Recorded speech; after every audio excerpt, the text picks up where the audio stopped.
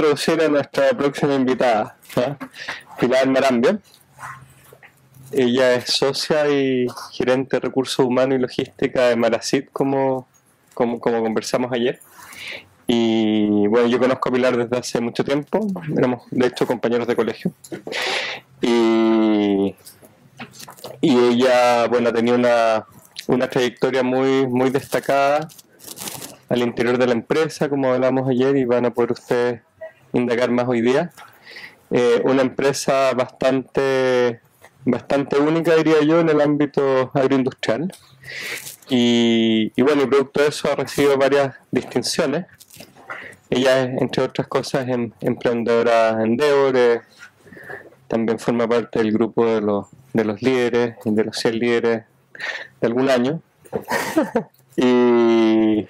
Y también forma parte de Mujeres Empresarias y trabaja en distintas iniciativas, ya tanto en la Universidad de Chile. Ella es la presidenta del comité directivo, consultor de Open Chef, y también, por ejemplo, con nosotros participa como parte del equipo Endeavor en el curso de innovación y emprendimiento que tenemos en la Escuela de Ingeniería. En el fondo, muchas actividades también relacionadas con un poco redituar la experiencia que ella tenía. ¿Qué más les puedo decir de Pilar? Una persona como vimos, con un perfil bastante interesante, bastante redondo, con competencias transversales, que tuvo un cierto desarrollo profesional en su vida, donde ella fue como encontrando un camino particular, y por ende creo que tiene mucho que contarnos. Así que muy bienvenida, Pilar, y muchas gracias por estar hoy día con nosotros. Así que todo tuyo. Pedro, gracias por la invitación y tremenda presentación, así que espero estar al nivel de las expectativas con tantas palabras que usó Pedro. Bueno, soy Pilar Marambio, empresaria, emprendedora de Endeavor. Mi empresa se llama Marasit, que significa Marambio Semilla. La empresa fue fundada en el año 1992 por mi padre, Rodrigo Marambio, ingeniero agrónomo con vasta experiencia en el rubro de semillas y de hortalizas. La presentación son principalmente fotos, porque la idea es contar un poco lo que hacemos, pero con las fotos que se empapen un poco de cómo es, qué es. Ya, esto es Curacaví. Esto es Curacaví del año 92, me imagino que todos conocen Curacaví, y probablemente lo conocen más que nada por las chichas o por los dulces chilenos. Pero Curacaví es una zona bien interesante porque tiene condiciones agroclimáticas que lo diferencian de muchos otros valles. El año 92, Rodrigo, mi padre, buscó una parcela y arrendó un lugar para hacer producción de semillas. Y el lugar, cuando llegó, era así. No había, como ustedes pueden ver, no había nada. Era un campo, digamos, con un par de árboles añosos, pero el resto no había nada. Partimos con un pequeño crédito de un socio que tenía Rodrigo en esa época. Y la verdad, el primer año partimos exportando $48.000, lo que no permitía avanzar mucho, pero al año siguiente, por los contactos que tenía en el rubro, en el mundo de las semillas, fuimos creciendo y teniendo más clientes. Esta foto es del año 96, y como pueden ver ya hay un invernadero. Acá hacíamos producción de hortalizas en esa época, hacíamos pimentón, tomate, melón, creo que sandía también en esa época, y todo híbrido. Y bajo principalmente plástico. Esto es plástico, y como ven eran un par de hectáreas, no era mucho lo que había. Partimos con, bueno, Rodrigo, mi hermano Jean Paul y 5 personas más, grupo que se fue sumando y agrandando cada año a medida que aumentaban las producciones. Uno de los grandes temas desde el inicio de la empresa fue el tema de financiamiento, porque en los 90 la verdad que era difícil encontrar inversionistas para este tipo de iniciativas. Tampoco había capital semilla, si había era muy difícil de acceder, y la principal forma de financiamiento eran o los contactos de los bancos. Esta es una foto aérea de lo que es la parcela hoy en día. Esta es la ruta 68, hacia acá vamos a Viña del Mar y hacia acá hacia Santiago. Estamos a 35 kilómetros de Santiago. Esto es una parcela en total de 18 hectáreas, de las cuales 13 hoy día son nuestras y el resto arrendado. Acá está la entrada de la empresa, y esto que está acá son invernaderos de malla antivirus para producción de semilla de lechuga libre de virus, endivia, espárrago. Acá tenemos una pequeña oficina de madera muy sencilla. Acá tenemos la parte como industrial, que es en el fondo procesamiento de semilla, la extracción y la limpia. Y acá atrás tenemos 5 hectáreas de invernaderos de plástico, madera y plástico, bajo los cuales hacemos semilla híbrida de tomate, bajo un protocolo que tiene como objetivo entregar semilla libre de una enfermedad muy compleja del tomate, que es el cáncer bacteriano. Eso es lo que es Curacaví, y ahora les voy a mostrar Arica. Nosotros como empresa tenemos 2 centros de producción directa. Uno es Curacaví, donde partimos en el año 92, y a partir del año 2000 estamos en Arica. En el 2003 compramos una parcela en Arica, y la historia es que a comienzo, como en el 2000, Rodrigo, mi padre, se dio cuenta que había una demanda por semilla durante todo el año. Y eso no era posible satisfacerlo con la zona central. Nosotros en esa época producíamos en Curacaví, como les mostré, y además con agricultores en la zona sur y en la zona de Limache. En la zona sur, producciones de campo abierto, y en la zona de Limache, producciones bajo invernadero de tomate y pimentón. Y en esta búsqueda buscaba varios valles de aquí al Ecuador, valles que tuvieran condiciones agroclimáticas aptas para la producción de semillas y además condiciones sanitarias que fueran afines. Y en esa búsqueda llegó Arica, al Valle Zapa, y estuvimos entre el año 2000 y 2003 produciendo semillas a través de la Universidad de Tarapacá, una parcela de ellos, y en Ica directamente. Arrendamos parcelas en Ica, en Perú, que es un valle muy importante en la producción de semilla y también en la producción de espárrago hoy día. Y luego de estar 3 años en cada uno de estos lugares, decidimos finalmente quedarnos en Arica, principalmente por razones de afinidad. Es mucho más fácil trabajar con los coterráneos que en un país que funciona distinto. Para nosotros fue más fácil. Si bien era y es mucho más caro, nos pareció más interesante, y además por tener la posibilidad de desarrollar una zona como Zapa. El Valle de Zapa, ¿quién ha estado en Arica acá? La mayoría, qué bueno. ¿Y han estado en el Valle de Zapa? Bueno, en esta época todavía estaba la mosca de la fruta. Por lo tanto, todo lo que se producía en Arica se podía exportar, digamos, enviar hasta Iquique. No podían llegar a Maya. Y bueno, lo que está acá, esta foto del año 2003, y acá está, hacia allá está el altiplano, y hacia acá está el mar, y la ciudad de Arica está hacia acá. Acá estamos en el kilómetro 24, y en este valle lo que había en esa época era principalmente producción de mango, que era para consumo prácticamente local, había producción de olivo y había producción algo de tomate. Y como estaba la mosca de la fruta, la verdad que no era mucho lo que se podía hacer. Y bueno, cuando nosotros decidimos quedarnos, en el año 2000 empezamos a hacer producciones con la Universidad de Tarapacá, y la verdad que era lo único que hacíamos esto nosotros, y no había mucha producción agrícola en el valle fuera de lo que les comenté. Y luego de estos 3 años que decidimos quedarnos en Arica, compramos con crédito hipotecario esta parcela que está acá, que es esto de acá, y esto que está al frente. Son en total 11,5 hectáreas, y esto era una de las familias que tienen bastantes campos en la zona. El plan original era producir una sola hectárea. ¿Por qué solo una hectárea? Porque la verdad que la infraestructura es bastante más cara que la de plástico, es metálica y además tiene malla antivirus, y la malla es cara, y nosotros no teníamos, la verdad, no teníamos capital para invertir. De hecho, todo lo que hicimos fue capital de trabajo. ¿Y qué pasó? Que bueno, el plan era una hectárea y era hacerlo a poco. Nosotros ya veníamos con temas de flujo de caja complicado en esa época. Pero ¿qué pasó? Que fuimos capaces de decir que no, porque nuestros clientes nos empezaron a pedir mayor cantidad de producción, y en vez de hacer una hectárea, hicimos 7 hectáreas, que en el fondo estos son 11,5, pero en neto son 8, hicimos la 8 inmediatamente. Y como se imaginarán, esto fue un verdadero desastre para la caja y para las finanzas de la empresa, porque la inversión fue más o menos $1.000.000, de lo cual Corfo nos hizo un aporte entre nosotros bastante simbólico, pero que en su momento se valoró. Bueno, a pesar de esta parte como más fome de la historia, así partimos, como les decía, eso en 2003, y esto que está acá, esta foto debe ser, se saca del cerro que está al frente, esta foto debe haber sido del año probablemente 2004-2005, pero la verdad que la infraestructura es más o menos la misma desde esa época hasta ahora. Y como pueden ver, acá está la malla, esta parte de adelante, que tenemos un pedazo, y todo lo que está acá atrás. Estos son las casetas, como las llamamos allá, no se llaman invernadero, son bastante planas, porque como ustedes saben, allá no llueve. Por lo tanto, no está la necesidad de hacer casetas de forma más hacia arriba, como una casa, como es en la zona central. Tenemos, bueno, hoy día ha cambiado un poco esto, pero tenemos acá un tranque, hoy día tenemos casino, una zona de extracción de semilla, una cámara de frío y oficina. Atrás tenemos producción de compost, y acá está el río que pasa acá atrás. A nivel de la gente, después sigo con las fotos. Nosotros tenemos hoy día en Curacaví 60 personas de planta. Llegamos en esta época a tener otra 250 personas trabajadores temporales, de los cuales un 50% son personas que llevan trabajando con nosotros por lo menos 6 años, y un porcentaje probablemente 15% llevan con nosotros 15 a 20 años. Y en Arica tenemos 40 personas de planta y llegamos en la temporada a 200. Por lo tanto, en total en esta época somos como 500 personas. Lo cual el 95%, 98% son trabajadores agrícolas. En el caso de Curacaví, la mayoría vienen de Curacaví o de María Pinto, que es un pueblo que está cerca. y en el caso de Arica gran parte viene de la ciudad de Arica o de San Miguel, que es un pueblito que está en el kilómetro 14. Desde que partió la empresa, y probablemente, les voy a contar un poco la historia como parte. Bueno, mi padre era gerente de una empresa que era la más importante semilla en Latinoamérica en esa época, que se llama Petosid, que hoy día es parte de Monsanto. Y él en el año 92 decidió salirse de la empresa y formar su propia empresa. Lo que hoy día, yo ya tengo 42 años y hoy día me impresiona más que antes todavía porque lo hizo cuando tenía 48. Y la verdad que no es muy común que una persona se ponga a emprender a los 48 años sin capital. Y además en una época que no se hablaba de emprendimiento, había empresarios, pero la verdad que era bastante osado hacer esto, no teníamos ni un peso en verdad. Así que la verdad que fue bastante osado lo que hizo. Y parto con la idea de tener una empresa distinta a la empresa en la que él trabajaba, una empresa en la cual la gente se sintiera en un lugar agradable, que fuera como una familia y que la gente se levantara todos los días.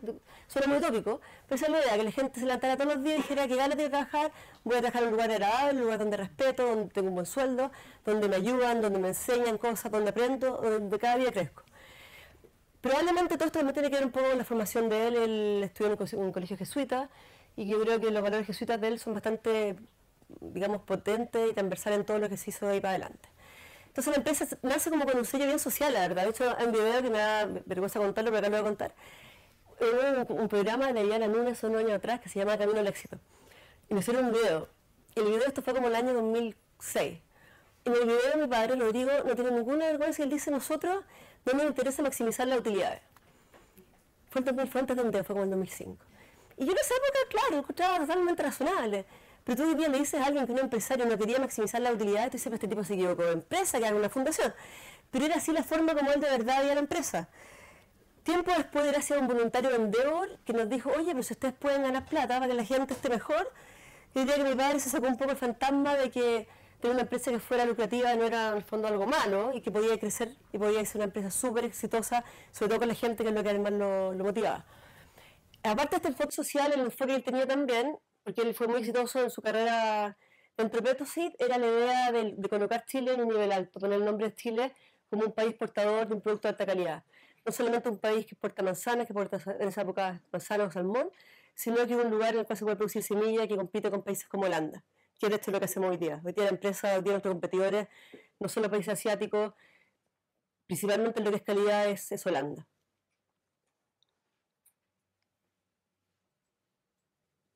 Bueno, acá hay otra foto de Juan Fabarica. No puse la foto, me da un poco pudor, pero hay una foto bien buena que parecía esta, en la cual en 2004, bueno, en 2004 tuvimos la suerte que el Juanfa lo inauguró el presidente Lago, y en esa época, como todos, acá todos tienen más de 25 o 30 años, y se acordarán que el presidente Lago fue bastante respetado. Independiente del lado político, era un presidente súper respetado en Chile, y la verdad que fue súper rico que lo inaugurara, porque además era un tipo súper de poco tiempo, qué sé yo, así que fue bastante bueno eso. Inauguró la parcela, y bueno, y de ahí vinieron varias cosas. La inauguración del presidente Lago y por todo el proyecto. Este proyecto fue súper interesante porque, como les comenté antes, en Arica, en el Valle Zapa, no se hacía mucho. Y fuimos la primera empresa semilla y Corfo, nosotros ganamos un premio Corfo, ganamos un premio FIA, y a través de esto nos pidieron autorización como para poder en el fondo divulgar el proyecto nuestro con grandes marcas de semilla como eran Pioneer y Syngenta. Y Rodrigo tiene un nombre en el mundo de la semilla, un nombre muy respetado. Por lo tanto, para ellos, el hecho que Rodrigo Marambio se hubiese ido al Valle Zapa significó como decir, veamos, para nosotros puede ser interesante. Hoy día hay 9 empresas de semilla aparte de la nuestra. Somos la única empresa de hortalizas, todo el resto son empresas como Pioneer y Syngenta que están enfocadas en la producción de maíz. No es producción, es investigación y desarrollo. ¿Y por qué están ahí? Porque el Valle Zapa les permite hacer lo mismo que hacen ellos en Hawái, que es tener 3 generaciones al año. Significa que en vez de avanzar 2 como en cualquier lugar del mundo, o no en cualquier, pero en varios lugares del mundo, pueden tener 3 generaciones, lo que les permite ir mucho más rápido a la investigación y desarrollo. Esta otra foto de Arica. Acá esto en el fondo mirando hacia el altiplano, esto está hacia la mano derecha y ahí está todo el desierto y estas son las casetas de las cuales le hablaba. Y acá a los lados tenemos laureles. Aquí está el camino. Esto es suelo, digamos, y plantación en suelo, y también estamos haciendo ensayo hidropónico, porque hay bastante problema en Arica por la salinidad del suelo y del agua. Y ahora les voy a mostrar un par de productos que hacemos. Hoy día estamos desde el año 2008 más o menos, decidimos enfocarnos en alguna hortaliza. Antes hacíamos producción de muchas cosas, hacíamos campo abierto, hacíamos varias cosas, y tomamos la decisión de que lo importante es focalizarse que era difícil competir con países más baratos si no tenía un abanico muy grande de productos. Y además con este tema social nuestro, la verdad es que uno compite distinto que el resto. No somos una empresa que, aunque el año no sea bueno, ajustamos los sueldos, hacemos una serie de cosas que la verdad que probablemente un analista financiero diría que son pésimas ideas, pero nosotros creemos que las explicaciones financieras y económicas a la gente no le sirven para poder pagar sus gastos. Y es por eso que la verdad el tema financiero no siempre va tan de la mano como va quizás el desarrollo y el avance en calidad de los productos. Entonces, bueno, decidimos enfocarnos y hoy día hacemos solamente producción protegida, significa bajo algún tipo de superficie, no, una superficie tapada. Esto es lechuga bajo malla antivirus. Tanto en Arica como en Curacaví hacemos bajo malla antivirus. ¿Por qué? Porque la lechuga no es híbrida, no existe la lechuga híbrida, la flor es muy chiquitita, así que no se puede polinizar. Pero LMB significa que es libre del virus de la lechuga. Y este virus se le mete por pulgones, por lo tanto hay que hacerlo con algún tipo de malla antiáfido que evite la entrada de estos pulgones. Y esta foto la puse porque es como representativa, porque a nosotros en Lechuga hacemos bastante desarrollo de líneas de selección. Hacemos, en este minuto vamos a tener 400 por sí, como 400 y 400, como 300 líneas solamente de investigación, también hacemos algunas cosas comerciales. Pero la investigación significa que puedo tener desde una planta hasta 200 plantas, 1000 plantas, lo que significa la verdad bastante detalle. Y esta es la lechuga cuando está en estado comercial, que el estado, como cuando uno la compra en la feria o en el supermercado, está así. Y luego, para llegar a tener semilla, esto tiene que subirse, que es un estado, por supuesto, no deseado para el comercio, que es este. Como ustedes pueden ver, la lechuga, estas son lechugas rojas, se llaman tipo lolo, que se subieron, ¿cierto? Y acá están las flores, y una vez que estas flores ya alcanzan su madurez, adentro de unas cápsulas, y de esas cápsulas sale la semilla de lechuga. Bueno, como les decía, dentro de los productos está la lechuga, pimentón, tomate son los principales y pepino. Elegí acá mostrarles un poco el proceso de lo que hacemos con el pimentón. El pimentón lo producimos con los agricultores en la zona de Limache y en el Home Farm de Arica. En Curacaví no hacemos pimentón, hacemos tomate y lechuga. Ya. Esta foto, que es de Arica, es del vivero de Arica. Nosotros hacemos todas las plantas, las hacemos nosotros, y acá ya se sembró la semilla y se sembran speedlings, y luego salen las plantas, que son estas que están acá. Nosotros lo que hacemos en el proceso, como esto es híbrido, ¿cierto? Lo que hacemos es tener una línea macho y una línea hembra. Extraemos el polen de las plantas macho y con ese polen se polinizan las flores hembra y luego de esas flores hembra sale el ovario, que es el que va a contener, el fruto, que es el que va a contener las semillas híbridas. Esta es la extracción de polen, que más que extracción es separación. Acá se están sacando los estambres son los que contienen el polen. Y esto es lo mismo, el mismo proceso. Acá están las señoras haciendo este proceso, ya son 3 personas también en Arica. Les quería mostrar estas fotos también porque algo como que diferencia un poco el trabajo nuestro y del equipo de gente que trabaja con nosotros es que el nivel de trabajadores que se necesita son gente bastante capacitada.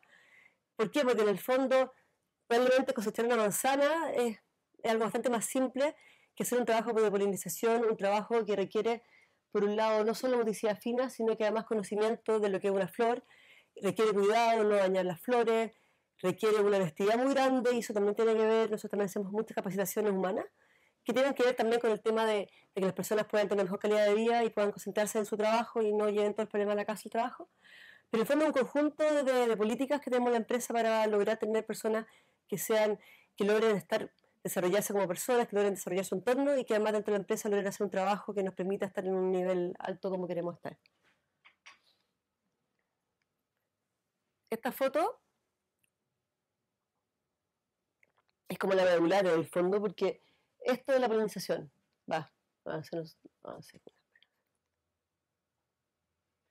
Acá una persona está polinizando una variedad. Esto es un tubo en el cual es un tubo de vidrio angostito. Adentro se coloca el polen. Esto que está acá son los colores. Nosotros hasta este año utilizábamos códigos digamos con nombre, con todo, pero además utilizamos colores para diferenciar las variedades. Eso ahora lo eliminamos, vamos a utilizar objetos. Pero esto era para que las personas no cometieran errores al sacar el polen y colocarlo. Están todas las variedades, tienen frente a sus líneas, tienen los colores. En cada una de las partes del proceso de cada variedad están identificadas por un color que elegimos nosotros. Entonces está la persona colocando el polen en el pistilo. Y luego de acá esto se va a desarrollar, va a salir un fruto que va a ser chiquitito, después crece. Esta foto es de un tipo de pimentón. No hacemos varios tipos de pimentones. Ají no hacemos mucho y esto en realidad no es ají, es un pimentón dulce, que es híbrido. Y de hecho no sé si alcanza a notar en la foto, pero hay son unas marcas de colores que muestran que están polinizados, porque los pimentones prácticamente eran parte de la hortaliza, de las frutas, de las especies, se pueden autopolinizar. Entonces la idea de marcarlo es que si por alguna razón alguien nos sacó un fruto estándar, que son los que se autopolinizan, esté la seguridad de que la fruta que es híbrida está marcada. Eso para poder obtener un porcentaje de calidad de hibridad del 99,99%, que es el mercado que estamos nosotros.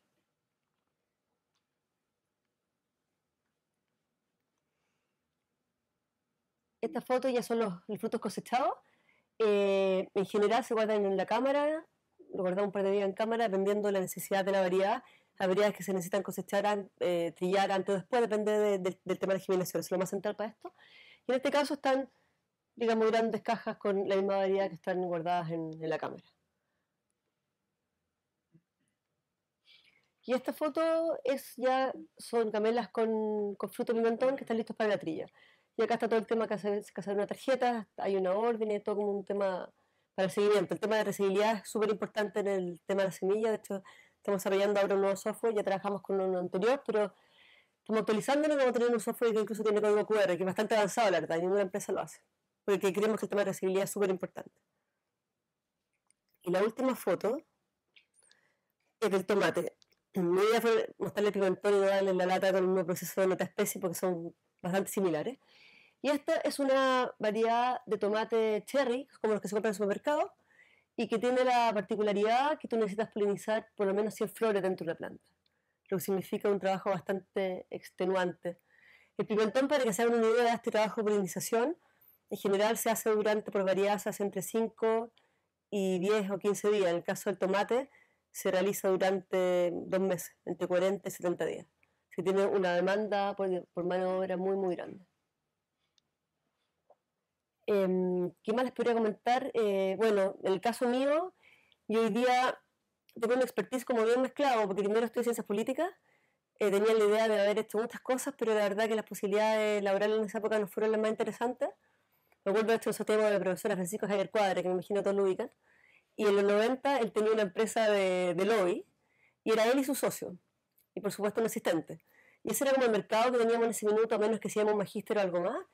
Y yo pensé, bueno, quería estudiar, pensé estudiar economía, hice un ciclo para hacer el magíster de economía en la Universidad de Chile. Y luego pensé en viajar y me fui a trabajar, por coincidencia llegué a esta empresa familiar, y la verdad que me gustó bastante. Estuve trabajando 2 años en la empresa, apoyando un montón de cosas por idioma, porque hablaba francés e inglés, y apoyando un poco el tema comercial, el tema de los clientes. Luego me fui a Holanda 3 años, elegí Holanda, quería hacer un magíster en negocio y administración enfocado en negocio, y en eso Wageningen, una universidad holandesa, era una de las más interesantes para estos temas, y además quería aprender un idioma que no conociera, tampoco hablo tantos, pero era justo un idioma que no manejaba, y me parecía interesante conocer el idioma del principal mercado de semillas. Así que me fui a Holanda con ese objetivo de hacer este magíster y aprender holandés. Volví en el año 2003 y me reintegré a la empresa. Partí con todo el tema de desarrollar el departamento de recursos humanos, desarrollar diferentes temas también de reportes para mejorar las estimaciones de los frutos, de la semilla, qué sé yo. Y al par de años, por razones de necesidad, tuve que tomar también el área financiera de la empresa. Y hoy día en la empresa trabajamos con un equipo bastante fuerte de agrónomos, todos agrónomos de la Universidad Católica de Valparaíso, que es la más fuerte en Chile, incluso más que esta, que en el tema de hortalizas, y técnicos, y el resto son trabajadores agrícolas de los lugares de los cuales les comenté. Tenemos el 70% de nuestra producción en Arica y en Curacaví, y el otro 30% lo hacemos con agricultores en la zona de Limache, Quillota. Y estamos aportando el 99 o 98% a Holanda, a 3 empresas, y el otro 2% a una empresa francesa y una empresa italiana. Eso. Pregunten lo que quieran, la idea era... Pilar, tú comentaste, en verdad, esto algo súper técnico. 2 preguntas, una muy técnica. Comentaste esto de generar semillas de tomate libres de cáncer. Sí. ¿Y por qué esa enfermedad sigue tan power a nivel mundial? Siento que existen como tecnologías para generar semillas libres de... No existen. O sea, con tecnología me refiero como a tu metodología de generar una semilla híbrida. Te cuento, en el tema de las variedades híbridas de hortaliza, hoy en día los mejoradores genéticos, los breeders, están enfocados a varios temas. Entre ellos está el tema de la precocidad de los frutos, la fecha en que yo voy a cosechar ciertos los frutos, sea la hortaliza que sea. Está el tema del sabor, del peso, del color. Está el tema, y uno de los temas más importantes, justo que tú tocas, el tema de las enfermedades. Y hoy día en varias especies, en el caso del tomate, algunas empresas han logrado tener resistencia a ciertas enfermedades. Pero en el caso del Calybacter, que es este cáncer bacteriano, no han logrado desarrollar ningún tipo de resistencia. Y ha pasado lo siguiente, que el cáncer bacteriano tiene el siguiente tema. Si tú, supongamos que yo soy un agricultor holandés, ¿ya? Pues yo tengo un vivero en Holanda. Una hectárea de vivero en Holanda cuesta más o menos 2 millones de euros. Si yo tengo una planta, que viene de una semilla, que tiene esta enfermedad se las pasa de forma muy fácil, en forma mecánica, es muy simple, o sea, basta que yo toque una planta con cáncer bacteriano para que todas las plantas se contaminen. ¿Y por qué ha aumentado mucho? Porque en Europa se utiliza mucho, probablemente por la sobreplantación que hay o por la sobreexplotación del suelo, ¿cierto? De los invernaderos y la concentración que existe, se utiliza mucho el grafting, que es que yo tengo una base, que es lo que se llama rootstock, en castellano se llama, ¿cómo es la palabra? Pero en el fondo es una variedad que es mucho más fuerte, más salvaje, como si fuera una maleza, un tomate más salvaje, por ejemplo, que yo lo uso de base. Y a esto me injerto el híbrido arriba, entonces yo hago un corte. Y al hacer ese corte, la planta queda mucho más expuesta a cualquier enfermedad. En Europa casi todo se hace con injerto, en Chile también se hace bastante el injerto. Y la gran utilización del injerto ayudó a que se fuera propagando muy fácilmente esta enfermedad. Y esta enfermedad queda incluso en los invernaderos. Yo no puedo producir un invernadero mientras que haga una tremenda desinfección y puede ser que la enfermedad siga. Y tiene un montón de características específicas de este cáncer, que para que se la pueda dar ahora, pero que significa que si lo tuve ahí, probablemente lo voy a volver a tener. ¿Y qué pasó? Que las empresas entregan semilla testeada, ¿cierto?, libre de esta enfermedad. No lo aseguran, pero dicen que está libre, testeada libre. Y se dieron cuenta que muchos test arrojaban falsos positivos. ¿Y cuál fue la conclusión de la empresa holandesa y de la francesa que están en este segmento de alta calidad, que es la que está enfocada a este mercado? Era que la mejor forma de poder asegurar un producto libre de esta enfermedad era durante la producción, tanto los parentales como del híbrido. Y es así como nosotros nos metimos en este protocolo, que tiene como objetivo producir la semilla libre de enfermedad, de esta enfermedad específica. O sea, ¿esa enfermedad específica te parece una problemática relevante para la industria del tomate? ¿A ti? Sin duda, porque imagínate que si yo te llego a tener A ver, el año pasado, el último outbreak, el último que se encontró, que se supo que se encontró Calybacter en Holanda, las pérdidas fueron 20 millones de euros. En Holanda hay agricultores que tienen 60, 80, 100 hectáreas de invernadero híbrido. Entonces, el daño que te puede provocar, el daño financiero que te puede provocar una enfermedad de esta es enorme. Y es por eso que la inversión en la cadena completa ha valido la pena. Aquí, Pilar, la consulta que quería hacerte es porque tu perfil es muy similar a ciertas tendencias que hay en corporaciones norteamericanas de traer perfiles que no vienen necesariamente de la ingeniería o del tema de los negocios. Entonces, la pregunta es, ¿qué es lo que ves tú desde de venir desde las ciencias sociales o ciencias políticas?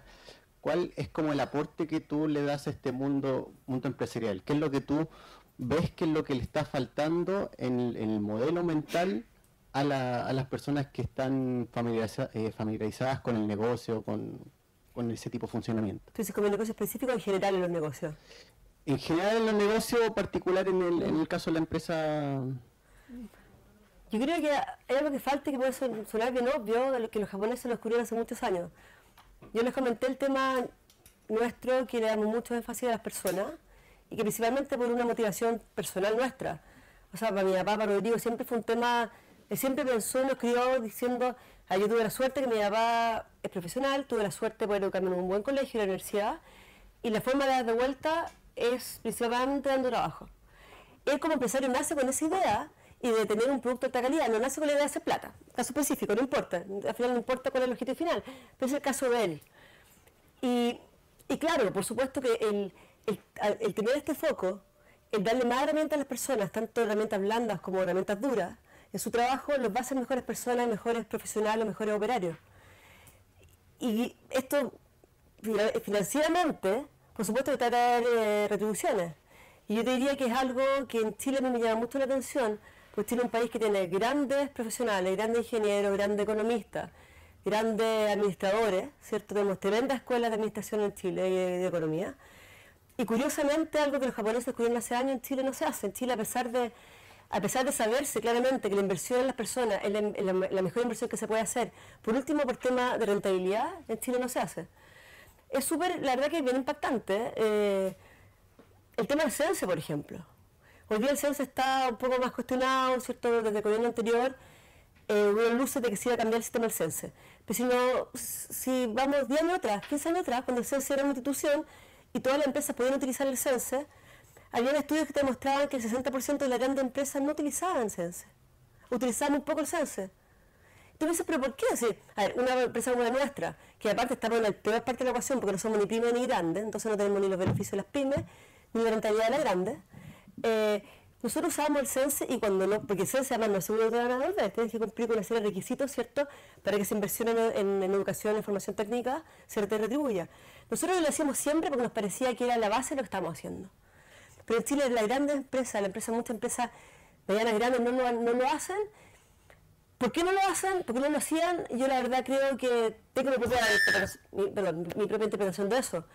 Yo creo que hay como una miopía, como un miedo a capacitar a la gente. Hay como un miedo a pensar que si la gente sabe más, si la gente aprende más, me va a exigir más, me va a pedir más.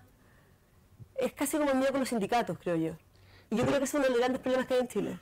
Y ahí en ese último punto me gustaría algunas palabras sobre esa idea que siempre se habla de que la falta de productividad de Chile recae en sus trabajadores, pero por lo que tú dices, y a mí también me parece que es la misma impericia de las personas que están al mando la que provoca la falta de productividad. O sea, si las personas no son bien lideradas, bien guiadas y bien preparadas, uno no les puede exigir que den el máximo o que superen el promedio. Sí, claro. Yo tengo como un caso que nos ocurrió a nosotros. El año 2012-2013, la temporada, nosotros hablamos por temporada. El año diciembre-2012, que es cosecha 2013, en Curacaví, en la zona central, tuvimos un año en particular que fue un año con extremas de temperatura mayores que lo normal. O sea, las altas fueron más altas del promedio y las mínimas más bajas que el promedio de las mínimas. Ese año nosotros teníamos un programa de producción de tomate muy grande y, como les comenté, el tomate intensivo en mano de obra. Nosotros teníamos 350 personas trabajando y ese mismo año ocurrió que se abrieron o aumentaron su capacidad los centros de distribución que están en Los Prados. Entonces nosotros tuvimos grandes problemas para encontrar gente que quisiera trabajar con nosotros. Tuvimos mucha rotación de gente y tuvimos un desastre. O sea, por un lado, el tema de las temperaturas nos afectó en que las plantas, generalmente una semilla trata de tener plantas que no sean muy vigorosas, cosa que la planta esté estresada y se enfoque en reproducirse en la sobrevivencia de la especie, ¿cierto? Las plantas se nos fueron, como decimos, en collera, crecieron, se pusieron vegetativa, rotación de gente, fue una temporada pésima. ¿Y qué hicimos por eso? Bueno, fue un desastre económico, por supuesto. Imagínate que exportamos el 60% de lo que teníamos que exportar en tomate, con costos que en vez de haber sido de un 100, fueron de un 120. ¿Por qué? Porque alargamos la temporada de polinización, hicimos todo para poder levantar esta temporada que iba mala. Y el año siguiente, ¿qué hicimos? O sea, hicimos todo un análisis de lo que había pasado, por supuesto. Y nos dimos cuenta que no le podíamos achacar todo el problema al clima, porque además que si hacemos eso tenemos que cerrar, porque el clima nunca lo vamos a poder controlar. En un invernadero plástico pueden manejar ciertas variables, pero no puedes controlar todo. Y nos enfocamos en cómo podíamos mejorar el tema de ser un lugar atractivo para las personas que trabajaban en Marací. Y dentro de eso, bueno, hicimos un levantamiento de información, hicimos varias cosas y nos dimos cuenta que pasaban varios temas. Por un lado, la jornada laboral de 45 horas a la semana era muy larga y muy extenuante para la gente. A partir de las 3 de la tarde en Curacaví puedes tener temperaturas dentro del invernadero sobre los 40 grados. Después nos dimos cuenta que teníamos que además estar el tema monetario. Nosotros considerábamos, estamos convencidos que pagamos muy buenos sueldos. Y claro, teníamos buenos sueldos, pero en ese minuto la competencia, de además había un supermercado nuevo de Curacaví y del centro de distribución, eran lugares industriales, el sector agrícola dejó de ser tan atractivo como era antes, y además pagar un bono de asistencia, un bono por distintas cosas. Entonces, ¿qué hicimos el año siguiente? Cambiamos el horario de trabajo, lo redujimos de 45 horas a 42,5, haciendo una jornada de 7 a 3, incorporamos un snack, cosa que la gente entrara a las 7 de la mañana, no tuviera que salir de los invernadero, o sea, salen a comer el snack, en el fondo esta colación, pero estuvieran de 7 a 3 y media de la tarde o a 3 de la tarde, de lunes a viernes, los sábados solamente hasta las 12 de la mañana, y eso le permitía a la gente tener una jornada que después para hacer muchas cosas, para la gente joven, para ir a, quizás para hacer otra pega si tenían ganas, para salir a pasear, para hacer lo que quisieran. Y además de eso agregamos un bono de asistencia. Bueno, el cuento corto, que con todos esos cambios que hicimos, el día siguiente fue una excelente temporada, y a pesar de, estoy hablando, esto fue el 2012, que todavía la minería era un sector súper atractivo para trabajar, desde ese año no nos ha faltado gente. Y además la productividad aumentó, porque cuando yo estoy trabajando con condiciones climáticas o condiciones, digamos, ambientales más cómodas, voy a trabajar mejor. Y yo diría que en el fondo lo que hicimos ahí fue analizar el problema forzadamente. No es que fuimos tan visionarios de decir, oh, está pasando esto.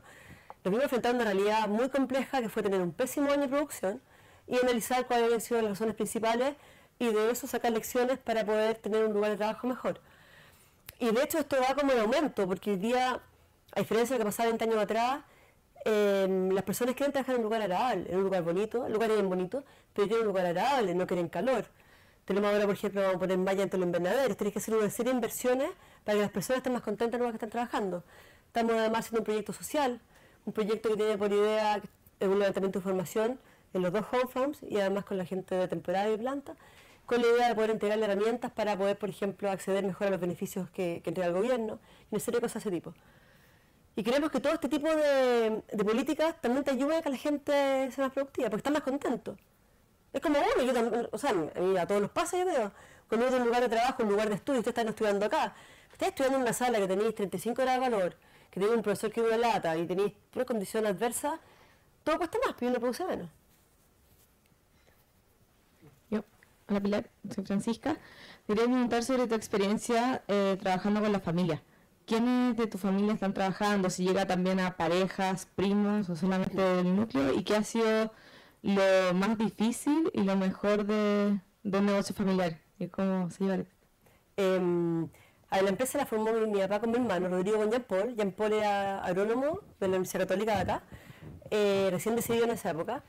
Y cuando yo me integré en una dinámica que era de ellos, la verdad. Y yo además menor, más chica que mi hermano, y tuvimos harto, yo peleaba mucho con mi hermano. Y competíamos mucho, nosotros veníamos de un colegio súper competitivo, de la Alianza Francesa, un colegio muy competitivo, como su profesor Pedro lo podrá confirmar, y pasamos compitiendo. Y la verdad que era difícil, esa parte era bien difícil, ese como el lado complejo. Con Rodrigo era menos difícil porque aparte que era el papá, entonces como que era distinto. Desde el día 1 yo nunca le he dicho papá en la empresa, jamás, siempre le he dicho Rodrigo. De hecho cuando hablo de él acá, en este tipo de cosas siempre digo Rodrigo, papá, porque para que no se confunda la gente, pero siempre establecer como la línea claramente que dentro de lo que se puede, por lo menos llamarlo don Rodrigo Rodrigo. Don Rodrigo porque la gente viene paternada en el campo, así que don Rodrigo.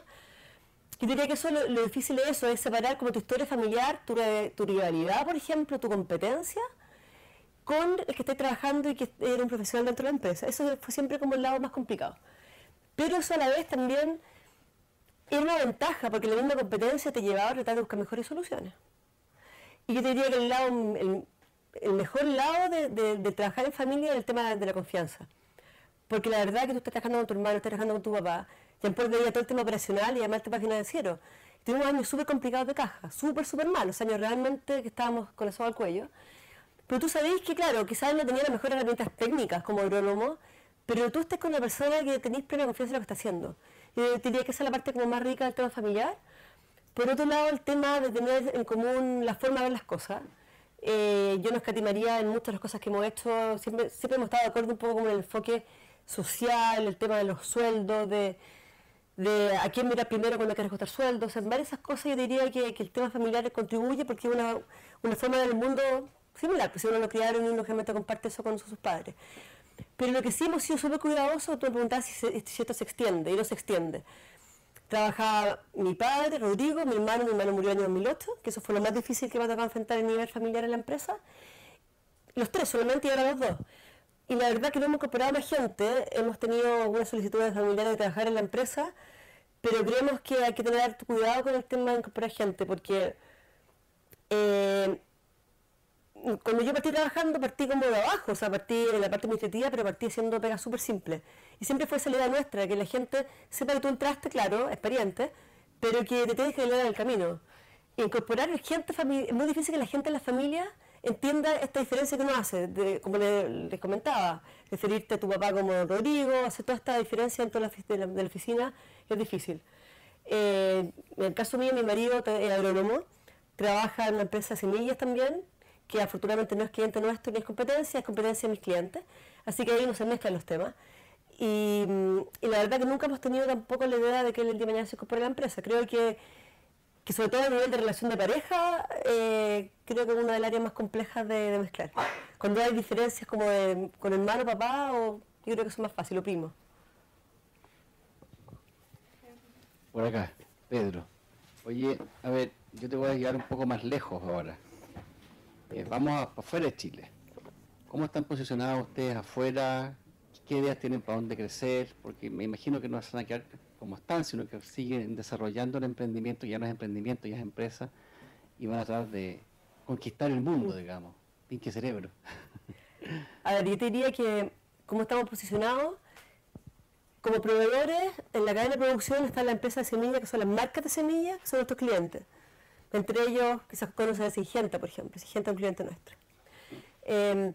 Y dentro de eso estamos posicionados como un proveedor que nos entrega un nivel de calidad tan alto como el que ellos son capaces de obtener en Holanda, que Holanda es como el benchmark. Y estamos posicionados, sí, estamos posicionados como una empresa que es una de las mejores del mundo como proveedores de semillas en las especies en las cuales estamos ubicados. Y respecto a la expansión, yo te diría que hoy la concentración nuestra, o la mía principal, es lograr cómo el día de mañana Rodrigo va a salir de la empresa. Mi padre, ese es mi primer foco ahora. No va a salir nunca, pero yo creo que el día que se muere, como ahí lo vamos a sacar, pero no va a salir antes porque le encanta. Pero sí, el gran desafío, y esto es clásico de las empresas familiares, es cómo traspasar el conocimiento, cómo traspasar lo que él ha aprendido, que él es muy fuerte en el tema técnico y en el tema de liderazgo. Nosotros tenemos un liderazgo súper distinto. Él es un líder súper cálido, súper acogedor con la gente, incluso físicamente muy cálido. Yo soy lo contrario. Igual lidero mucho a la gente, pero soy más pragmática, más fría, más directa. Me da bien, pero me da bien distinto a él. Y eso también tiene un impacto porque son diferentes liderazgos. Yo creo que ahí quizás algo que ha sido, no sé si bueno o malo, pero yo he sido fiel a lo que soy, no he tratado de cambiar y al final la gente te respeta por lo que eres y no por lo que tratas de hacer. Pero respecto a lo de expandirse, a mí me encantaría el día de mañana tener una empresa en la cual somos capaces de estar en otros lugares, volver a Perú. Yo soy de la idea que está en Perú, Rodrigo dice que no, yo creo que sí. Yo creo que volver a Perú hay que ir a otros lugares de producción, ir a lugares de producción que tienen ventajas competitivas, no solo a nivel de que sea más barato producir, pero por ejemplo en países como Vietnam, muchos países asiáticos, no hablas de China porque China es un caso aparte, pero tú por ejemplo en los países asiáticos encuentras mejor gente para trabajar en semillas, porque tiene una motricidad fina que es generacional. Y hay varios lugares en los cuales uno debiera mirar y uno podría pensar, ahí me gustaría estar. Y a mí me encantaría que esta cuestión fuera gigante. Pero hoy día estamos, la verdad, con el problema, o más que el problema, con la situación de cómo lograr que él además entienda que hoy día tiene 70 años, está más vital que cualquiera de nosotros. Él se cansa de estar duro en la oficina, pero no se cansa de estar en un invernadero sin cobra. Entonces la persona está súper vital. Yo diría que es el mayor desafío que viene, por lo menos en el mediano plazo. Acá. Hola. ¿En qué minuto sentiste que eras emprendedora? Porque por lo menos lo que habíamos oído era que tú fuiste a ciencias políticas, y como por ese lado. Y si fue un poco un llamado familiar y de ahí fue como que te reencontraste con este ADN que uno siente que tiene. Esa es una pregunta. La otra, ¿crees tú cuál es la diferencia entre emprendedora o empresaria? Que este ha sido un debate que tuvimos incluso yo con otra gente, es un debate, básicamente. ¿Qué es lo que es un emprendedor y qué es un empresario? Y la tercera pregunta es Endeavor. ¿Qué significó Endeavor para ustedes como empresa? ¿En qué estado llegaron? ¿Se los transformó? ¿No los transformó? Un poco el proceso de Endeavor también. Y respecto a la primera pregunta, que fue en qué minuto como yo siento que en realidad estoy emprendiendo, porque aparte estoy emprendiendo dentro de una empresa que ya estaba, yo diría que era el momento que, bueno, por un lado, tuve la suerte de haber un minuto en el cual hicimos muchos cambios en la empresa. El principal cambio fue comprar Arica, comprar la parcela Arica, luego comprar la parte de un socio holandés, en un minuto que no teníamos la plata para hacerlo, Y en toda la toma de decisiones, fui tomando decisiones que la verdad que me estaba arriesgando yo en todo lo que yo estaba haciendo. Yo creo que eso, el mayor tema del emprendimiento tiene que ver con el atreverse a hacer cosas, a hacer cambios, en los cuales el riesgo es infinito. Yo me acuerdo de un amigo Endeavor, que un gran amigo mío me dice un día, cuando estaba en el proceso de Endeavor, me dice, oye, pero ¿cómo puede ser que usted, que tu papá avale todos los créditos de tu hermano? ¿Cómo puede ser que ustedes avalen? Yo no avalo nada. Y me decía, pero ¿por qué están avalando? Tú no debías hablar con los bancos y no tenés por qué estar avalando. Yo le decía, pero es que no tengo ningún tema con avalar porque yo creo en esto. Y no es que tú me digas, pero que es tonto, si esta cuestión quiere quebrar todo. Bueno, claro que quebramos todo, nos vamos todos para casa. Pero en el fondo, cuando tú eres emprendedor, tú crees lo que estás haciendo. Y yo lo veo así, por lo menos. Desde el tema, no sé, detalles como súper domésticos, desde el tema que mi marido, en los mayores años de problemas de flujo de caja, que cuando tenéis 500 personas trabajando, cuando tenéis problemas de flujo de caja, es súper complicado porque son mucha plata el sueldo. Y uno abrió una línea de crédito personal de 30 millones de pesos, que el banco le decía, pero ¿usted por qué quiere esta línea? No se ajustaba a su sueldo. O sea, una línea para un profesional de 30 millones de pesos puedo acceder. Y la abrió porque yo cada vez que tenemos temas acudimos a líneas personales. Y es una forma, al final, en lo que tú estás se hace parte de tu vida porque es por lo que tú estás, es lo que tú creís. Y también te diría que tiene que ver mucho como con el compromiso, como que es algo que te marca un poco tu estilo de vida finalmente. Para todas partes. Luego, respecto a la segunda pregunta... La diferencia entre emprendedora y empresario. Yo creo que la mía es súper difusa, porque yo conozco grandes emprendedores que han sido empresarios toda su vida y grandes emprendedores que nunca han sido empresarios. Creo que están las dos cosas. Creo que uno puede ser parte de las dos cosas. En el caso mío, a mí me gusta estar involucrada en muchos temas que tienen que ver con emprendimiento. Me encanta ser empresaria, más que nada por liderar algo y por poder aportar a la sociedad con lo que hago todos los días. En ese sentido me encanta el tema de ser empresaria. Y además, en relación a la pregunta anterior, como por mi quizás cero expertise, porque no tengo un expertise tan específico, es poder, eso como empresario es más fácil. O sea, cuando tú tienes una mirada muy amplia, te permite poder manejar una empresa de forma mucho más, diría más asertiva a veces, cuando hay que tomar decisiones complicadas. Y respecto a la pregunta de Endeavor, bueno, en Endeavor, Endeavor llegó a nosotros. El año 2005 nos llamaron porque, a ver, en el año 2005 nadie conocía a Endeavor. No conocía, digamos, el staff de Endeavor y un par de personajes que eran directores, nadie más lo conocía. Y nos llamaron porque habíamos ganado un premio, el FIA, si no me equivoco, el de Corfo, no me acuerdo de los dos. Y nos llamaron porque querían, en el fondo, les parecía súper interesante una empresa que podía tener un gran impacto. Sobre todo porque Endeavor es mucha empresa que puede generar un impacto a nivel de venta, pero no hay mucha empresa que genere impacto a nivel de creación de empleo. Y nos contactaron sin saber nada de Endeavor. Al tiro dijimos que sí, nosotros somos un poco así. Porque mucha gente, de estos amigos después que me ha tocado estar en los procesos de selección, mucha gente súper reticente, súper desconfiada, pero ¿qué hacen ustedes? Nosotros no sé por qué no preguntamos nada. Ya encontramos un lujo, tener un proceso de 6 meses. Cuando nos tocó en el proceso fue súper interesante. Porque el proceso te entrevista a alguien primero y después te entrevista a algún emprendedor de Endeavor o algún voluntario. Y que puede ser cualquier persona y te hace una entrevista como general. Y después viene la entrevista financiera. Y yo no veía la parte financiera, la veía Jean-Paul, pero Jean-Paul no estaba en este proceso. Y me di cuenta que no entendía nada. Entonces, como que lo mejor del proceso en ese sentido fue darse cuenta que uno había un montón de cosas que las tenía que aprender. También al darse cuenta, lo que les comenté antes, que gracias a Endeavor, Rodrigo se dio cuenta que uno podía tener una empresa rentable y estar contribuyendo a la sociedad y ser una empresa social. Y bueno, eso fue el proceso durante 6 meses. Luego, el primer año, el modelo Endeavor ha ido perfeccionándose bastante, la verdad.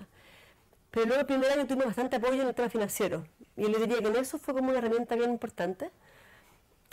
A nivel del impacto que ha podido hacer Endeavor como en la empresa, como entregarnos herramientas específicas, como que yo te dijera, Endeavor nos contactó con no sé quién, como ha pasado a otros emprendedores de Endeavor, sí les ha pasado, a nosotros no nos pasó, porque en eso ya veníamos con ese tipo de cosas. Nosotros ya una empresa que a pesar de que no de tan grande facturación, es una empresa bastante como consolidada en el mercado, por lo tanto ese tipo de herramientas que Endeavor sí le puede entregar a otros emprendedores no nos entregaron.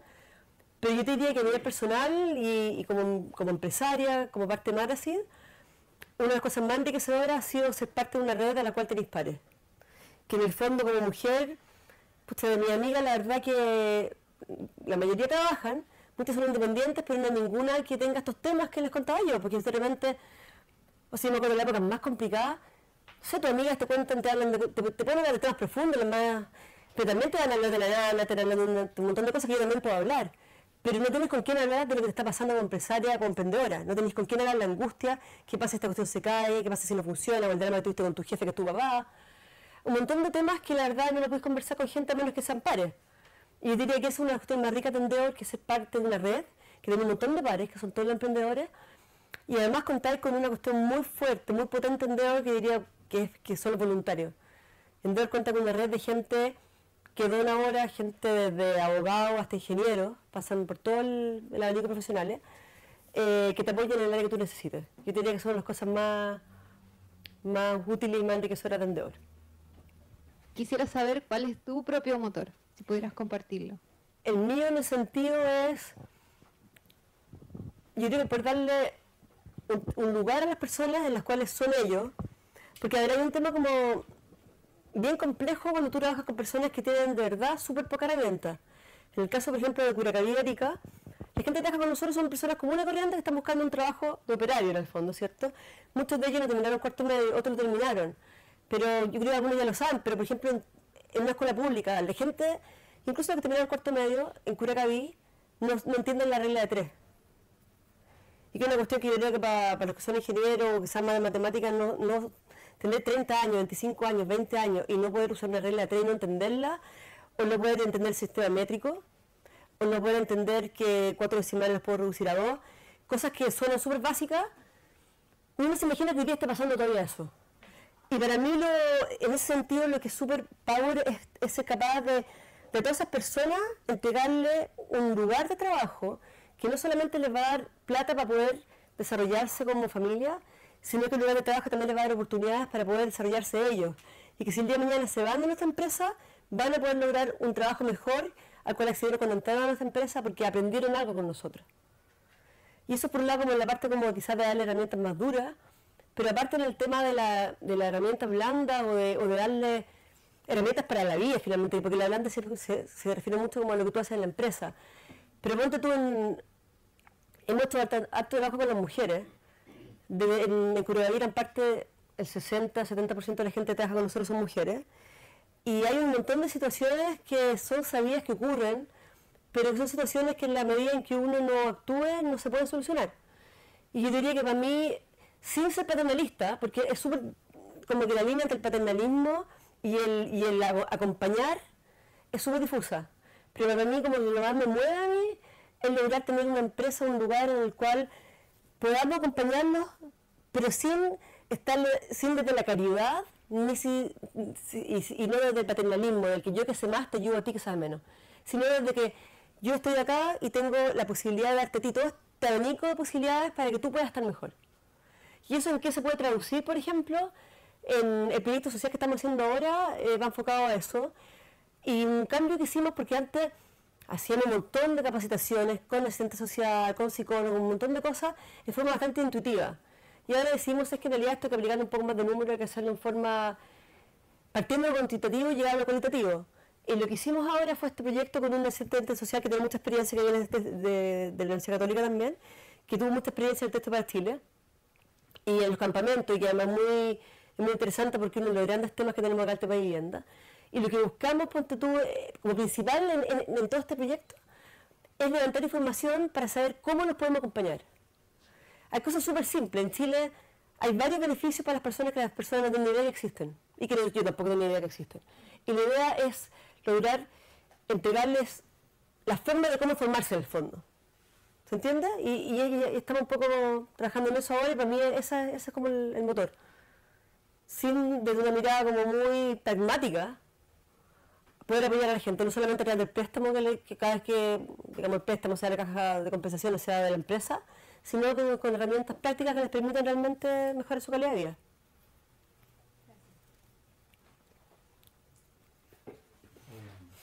Hola Pilar, mi nombre es Juan Carlos González. Te quería consultar un poco por las tendencias que hay hoy día en la agricultura, lo que uno ve, todo el tema de los transgénicos por un lado, la agricultura orgánica por otro, que son cosas distintas a lo que ustedes hacen. ¿Cómo se relacionan ustedes? ¿Cómo les afectan también estas controversias, estas sensibilidades que hay en la sociedad, digamos? Y ¿cómo navegan ustedes en estas aguas, digamos? Mira, hay varias miradas. La primera que te voy a comentar tiene que ver con lo que pasa a nivel del país. nosotros somos parte de una asociación que se llama Asociación Nacional de Productores de Semilla, que se llama AMPROS, y que hoy día está principalmente liderada y dominada por las empresas maiceras que están haciendo transgénico en Chile. Entonces ahí, tema práctico, ¿cómo nos afecta? Nosotros contamos con una asociación de la cual éramos parte importante. Hoy día no somos parte importante, porque los hortaliceros somos mucho más chicos que los maiceros. Eso como tema práctico, la asociación hoy día la verdad es menos relevante para nosotros por esa razón. De hecho, como nos pasó 2 años atrás, nos mandaron una carta a todos los socios que necesitaban que aumentáramos la cuota en 380 lucas, creo que era, para pagar el estudio que había hecho una empresa de comunicaciones para apoyar a las empresas maiceras por la mala imagen que tenía el país de ellas, por el tema transgénico. Y yo dije, no voy a poner un peso. Pues además yo, personalmente, no soy partidaria de transgénicos, personalmente. O sea, a ese nivel llegamos, que ni siquiera dentro de una asociación se considera tu opinión, sino que se da por hecho que tú apoyes todo lo que se está haciendo. Eso como en el práctico. A nivel de empresa, Arica nos afectó bastante. Cuando se integraron Monsanto y Syngenta, salieron artículos en el Morrocotubo, que es uno de los diarios de Arica, y el Morrocotubo puso empresas del Valle de Azapa están, no sé, no se pueden producir mangos por los transgénicos y una serie de cosas, y caíamos en el mismo saco, nos mencionaban en el artículo, y nosotros no teníamos nada que ver, la verdad. Nosotros una vez hicimos un pequeño ensayo de tomate transgénico, y nunca más hicimos nada transgénico, la verdad, y te afecta en la medida en que se te tiende a relacionar con este mundo transgénico. ¿Y cómo navegamos? Con una postura súper clara. Nosotros, dentro de nuestros clientes, teníamos un cliente que se llamaba De Ruyter, que era una empresa holandesa que era como la Mercedes-Benz de los tomates híbridos. Logramos, nos costó años ser cliente de ellos, o sea que ellos fueron clientes nuestros, años lograrlo. Cuando lo logramos, muy contentos, en el año 98, empezamos a trabajar con ellos, y en el año 2008 estamos en reunión con uno de los gerentes de esta empresa en el Curacaví, y nos llega la noticia que De Ruyter lo compró Monsanto. Claro, era ya, no sé si era Semilla Monsanto, si era Monsanto ya. Bueno, lo compré Monsanto y durante 3 años seguimos trabajando con ellos. La forma de trabajo cambió muchísimo porque estas son empresas que la verdad que lo importante en empresas como Monsanto no son la hortaliza, sino que son algunas variedades, ¿cierto?, de maíz, de soya, y son principalmente los productos químicos. Y nos afectó bastante porque finalmente la forma de trabajo de ellos con la nuestra se hizo compatible y dejamos de trabajar con la empresa. Para mí, por un tema como muy personal, yo estaba muy contenta, yo no quería dejar de trabajar, pero en ese momento tenía un programa de $600.000 que significaba 50 personas más trabajando, y claro, si yo tenía que pensar entre mi conflicto ético y darle trabajo a 50 personas, no tenía dónde perderme, en verdad. Quizás suena muy oportunista, pero así son las cosas, cuando las situaciones están, pasa eso. Y navegamos con una postura bastante clara, o sea, Rodrigo no sé si es partidario o no es partidario, pero como estamos en hortaliza no nos afecta directamente, porque como te decía, principalmente maicero. En hortaliza hay investigación, pero no hay mucha multiplicación de lo que se está investigando. En el tema de lo orgánico, nosotros estuvimos produciendo semilla orgánica, pero el tema orgánico, la verdad que hoy día la demanda por semilla orgánica no es muy alta. Es muy complejo producir semilla orgánica en forma rentable. Tú necesitas tener suelos que estén durante 3 años libres de productos químicos, lo que es bastante complicado. Así que nosotros nos hemos mantenido bastante alejados del tema orgánico. Yo he querido volver, pero Rodrigo cree que no es una buena idea, así que ahí tenemos una disyuntiva.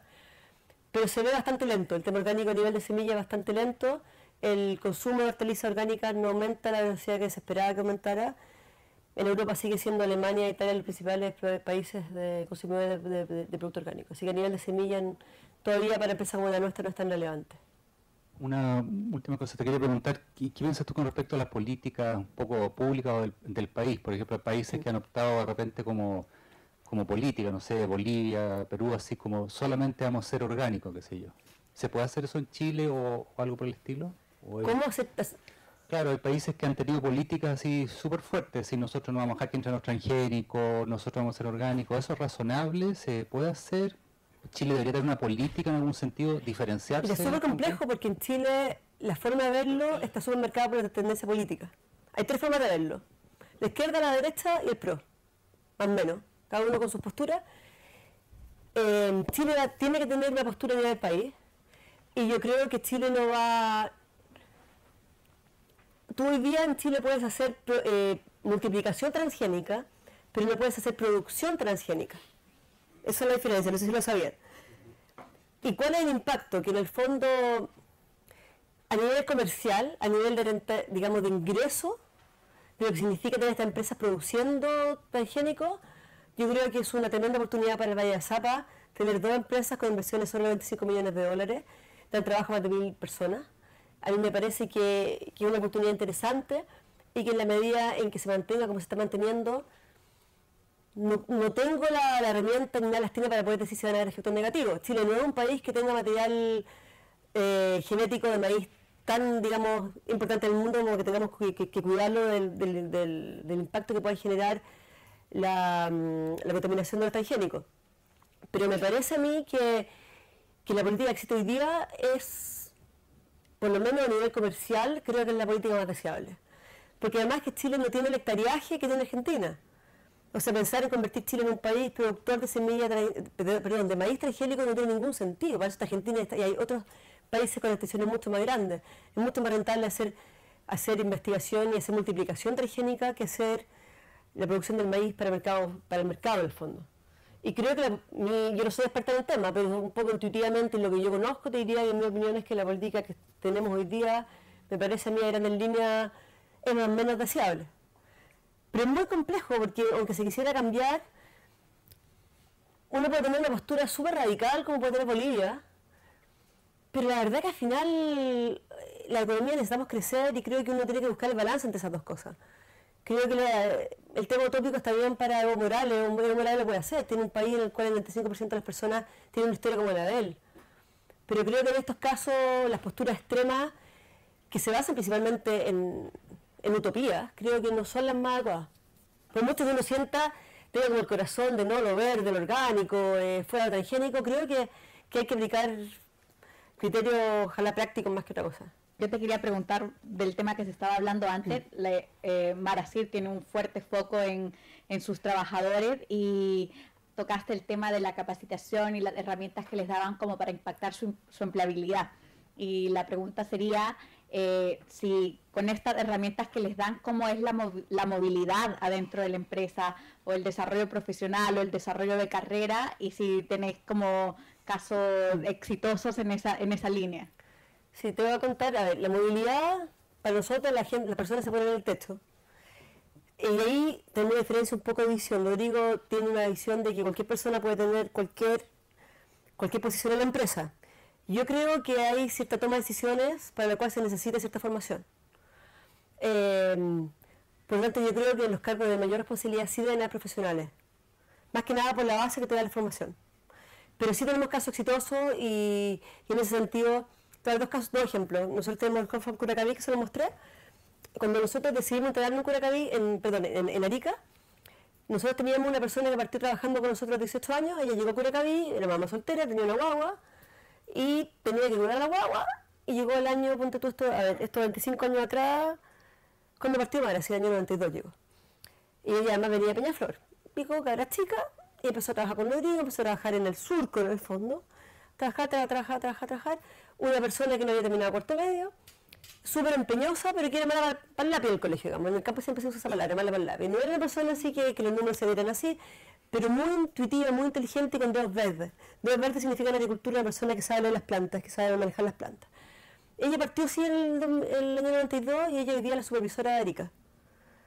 No sacó ningún título entre medio, todavía es uno de su gran desafío aprender inglés, pero una persona que a través de los años en la empresa, de las capacitaciones, de los viajes, de todas las herramientas que se fueron entregando, de ser operaria, obrera, como alguna gente la llaman, hoy día es la supervisora, tiene un cargo que en otra empresa lo tienen agrónomos con magíster. Entonces en ese sentido como que la movilidad, en un caso claro, se da. También en Curacaví, la supervisora Tomate, una persona que sacó el cuarto medio el año pasado, partió con nosotros el año 94, la Anabela, y hoy día ella está encargada de 250 personas y de un programa que es el más importante de la empresa. En términos de rotación, ¿cómo se comporta esto en la empresa? Bueno, el tema de rotación, como les conté, el año 2012-2013 tuvimos una rotación altísima, yo creo que llegamos a tener un 80% de rotación.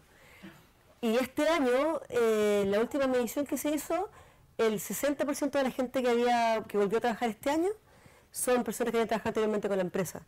Lo que es bastante, la verdad, porque como les comentaba, el rubro agrícola no es más atractivo. Y claramente las políticas que establecimos de horario de trabajo, de forma de trabajo, ayudaron a que la rotación fuera menor. Gracias.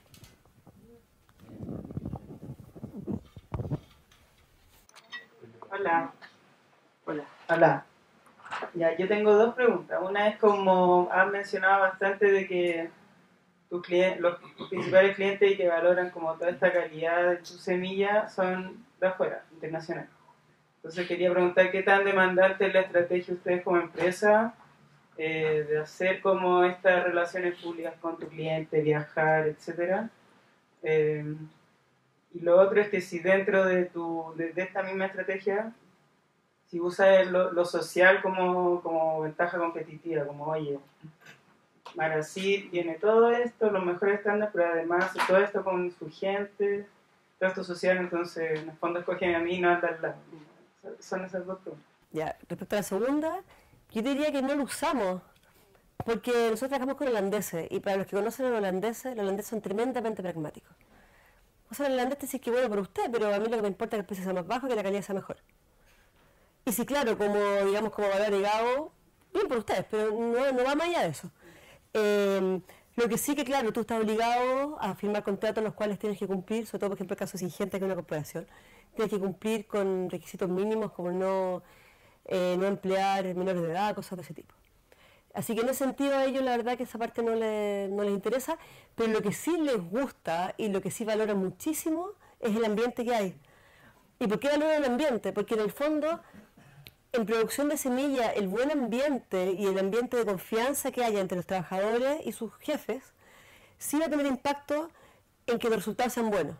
Por ejemplo, si yo trabajo en una empresa amedrentado y me equivoqué, estoy cosechando, por ejemplo, una mesa donde tengo una variedad de tomate.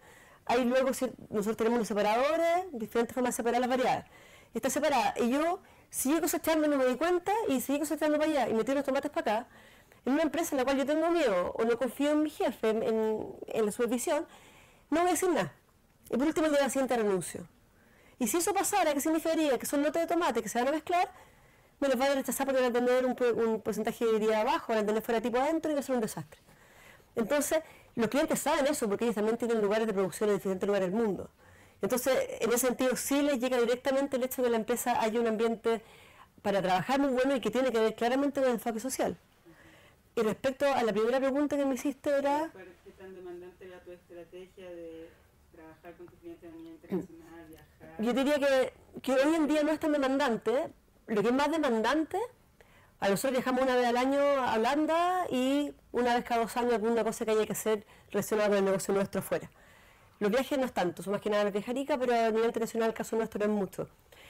Lo más demandante es como el tema comercial con los holandeses, porque la verdad es que comercialmente yo no sé si habrá un país que sea más fuerte que Holanda. No sé si se han fijado, pero ustedes agarran varias empresas grandes y se han fijado con todos los directores holandeses.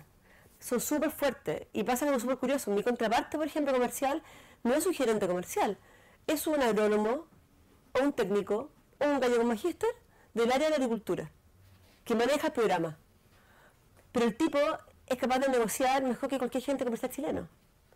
Entonces, en ese sentido es bastante demandante, además porque es una cultura que de verdad trata de pagar lo menos posible siempre. Siempre. Entonces tú tienes que estar siempre todo el rato atento de lograr tener una estrategia que ellos se den cuenta que les gusta el precio por esto, es toda una cuestión, es todo el rato un gallito. Pero además a nosotros nos gusta que el gallito no sea, nosotros no somos muy de la cultura de estar te doy 1000, me piden 950 y te bajo ahora 920 y estar ahí, no, esa cuestión digamos como de Bazar de Estambul no nos gusta a nosotros. Como ver la alfombra, ¿cierto? Que te está regateando, no es el estilo nuestro. Y en ese sentido es demandante porque es un poco cansador. Pero de repente te tocan personajes que realmente te van a discutir, no sé, en una venta de $800.000 te va a discutir por una factura en la cual se facturaron $10 más. Y de verdad son $10 más. O en un lugar que tienen 3 hectáreas te va a discutir porque le facturaste medio metro más del camino. Y cree que le facturaste medio metro más del camino por vivo en el fondo. Entonces, decir, no, pues si yo, o sea, acá la política nuestra no es esa, ¿te fijas? Y eso como que me queda desgastante a nivel como... Sí. Soy Nicolás y te quería hacer una pregunta personal. Creo que no te gustan los transgénicos. ¿Me podrías decir por qué? Y tengo otra pregunta. ¿Cuál fue el motivo para intentar incursionar con el tomate transgénico y por qué lo descartaron? Ya. Respecto a por qué no me gustan, el impacto en la naturaleza no se ha podido realmente cuantificar. Hay ciertos estudios que demuestran que hay algunos impactos. Por ejemplo, uno de los mayores puede ser que hoy día México era considerado el principal banco de variedades de maíz del mundo. Y ese banco ya no existe. Hoy día todas las líneas puras que habían en México están teniendo bastardos. Bastardos significa que son plantas que no son deseadas porque no cumplen con las características de la línea. Y esos bastardos están saliendo por el cruzamiento que ha habido con polen de las variedades transgénicas. Y eso es un dato que está, digamos, un dato duro. Y a mí eso me parece que es de un peligro gigante, porque las líneas puras son las líneas, esa línea pura que ha podido subsistir por cientos o miles de años, tiene estas características que son más fuertes que cualquier línea que yo pueda producir después. Por algo está ahí, por algo se ha podido mantener. Eso por un lado. Pero ese es el lado más científico del cual uno puede discutir más y va a ser el tipo que si está a favor y te da 1.000.000 de argumentos técnicos. Pero a mí nada que más me inquieta, porque el otro es más difícil de probar, probablemente durante nuestra generación va a ser más difícil de probar. A mí es que más me inquieta el impacto económico, porque los transgénicos han logrado en algunos países como en India crear modelos económicos súper, en mi opinión, súper negativos para las comunidades. Caso práctico. Un agricultor en la India compra una soya específica de Monsanto. ¿Y qué pasa? En la soya, uno de los mayores costos de la producción de soya, que algunos lo saben, es el retiro de la maleza. El sacar la maleza es una de las cosas más caras de la soya. ¿Ya? ¿Y qué pasa? Monsanto creó un producto que se llama Roundup, que lo que hace es eliminar todas las malezas. Pero ellos ¿qué hacen? Que crean una soya que es resistente al Roundup. Entonces yo tengo, por ejemplo, mis 5.000 metros, donde yo le compro la variedad de ellos que es resistente al Roundup, le compro el Roundup, el paquete completo, ¿cierto? Y yo hago mi producción. Y estoy súper contento porque no tengo maleza. Eso tiene dos impactos. Por un lado, ha pasado que el más simple es que todos mis vecinos, toda la vida de ese campo, lo que la gente ponga muere. Porque por supuesto que todo el resto de las plantas, de los materiales vivos, digamos, no son resistentes al Roundup. Entonces tú matas todo lo que está alrededor. Eso es la primera, que es como algo súper simple y súper gráfico. Lo segundo es que ese agricultor queda perpetuamente dependiente de esa variedad.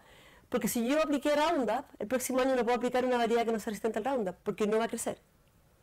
Y en el caso de India, la verdad que han habido impacto en comunidades, porque además ha pasado, la gran promesa de las variedades transgénicas, quizás lo han escuchado, tiene que ver, que esto es lo que prometen estas empresas en su slogan, es el tema de que vamos a paliar el hambre en el mundo a través de transgénicos. Eso es lo que dicen ellos. Pero ha pasado que además el nivel de rendimiento que han tenido estas variedades en algunas zonas no son tan altos para permitir que los agricultores sí tengan un cultivo rentable. Entonces, ¿qué pasa? El modelo clásico es que el agricultor paga la semilla y el producto que compró con la cosecha siguiente. ¿Y qué pasa? Que la cosecha siguiente no fue tan buena como me había prometido el técnico que me vino a visitar. Y el tipo va quedando perpetuamente dependiente. Hay gente que ha quebrado, ha tenido un montón de temas de ese tipo que finalmente en las comunidades locales no ha tenido ninguna influencia positiva. Yo diría que esas son las razones principales por las que no soy partidaria abiertamente de los transgénicos.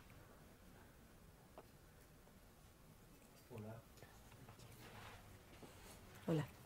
Mi nombre es Diego, te quisiera hacer una pregunta. Desde el punto de vista del conocimiento, de la administración y de la protección del conocimiento, ¿ustedes han hecho algo, han usado patentes o usan secreto industrial o, pues, para protegerse y para protegerse también como del conocimiento que le dan a las personas que trabajan con ustedes? La mayor protección es de las variedades de nuestros clientes, y como una de las razones, como una de las grandes ventajas competitivas nuestras es esa confidencialidad que tienen los clientes nuestros en que nos entregan sus líneas parentales, algunas están patentadas, otras no, y que nosotros no vamos a perder ese material. Porque en el fondo basta que yo me quedara con un par de gramos de semillas de esos parentales, ¿cierto? Se lo vendiera a la competencia o lo entregara en un lugar y se podría sacar todo ese conocimiento que a ellos les costó millones de dólares. pero en el caso nuestro nosotros no hemos patentado nada, nosotros lo que hacemos es multiplicación de semillas e investigación de estas líneas que tienen ellos. Y además tampoco nos protegemos, nosotros hemos creado varios protocolos de producción súper innovadores, por ejemplo, por decir, contarles un tema, nosotros estamos produciendo en Arica un tipo de pimentón que se llama Sweet Bite, mascada dulce, y que es un tipo de pimiento chiquitito y que está enfocado como al mercado del snack. Entonces la idea es que la gente en Europa compre este pimentón chiquitito en vez de comprarse quizá un chocolate o no sé qué. Eso como un poco, y es un hit. Y nosotros hoy día estamos siendo capaces de producirlo, tiene un rendimiento muy bajo. Para que se hagan una idea, un pimentón normal te puede dar 6 gramos por planta, este tipo de pimentones te da 1,5. Todos los pimentones tienen como 3 semillas. Y es súper difícil de producir. Y nosotros estamos logrando avanzar en la producción de esto. Y nosotros no protegimos nuestro conocimiento. Nosotros creemos que en el fondo el compartir el conocimiento nos va a hacer solamente más fuertes como país, el día de mañana, o como proveedores de semillas en general. Así que por el contrario, realmente lo compartimos. De forma inteligente también, o sea, no es una cosa que tú vas a tu competidor y le decís, oye, así se hace. Pero cuando se nos pide información, generalmente la damos. Si podrías compartir, Pilar, con nuestros alumnos el rol que ejerces tú desde Endeavor y en el fondo explicar las iniciativas en las cuales ustedes pueden apoyar también, para entender un poco cómo funciona este ecosistema de mentoría, de ayuda, ¿ya? Yo creo que es súper interesante que ellos lo puedan conocer. Aquí hay varios que espero que algún día puedan ser emprendedores en Endeavor, pero también para que entiendan un poco cuál es el rol de ustedes dentro de la cadena de acompañamiento de una empresa.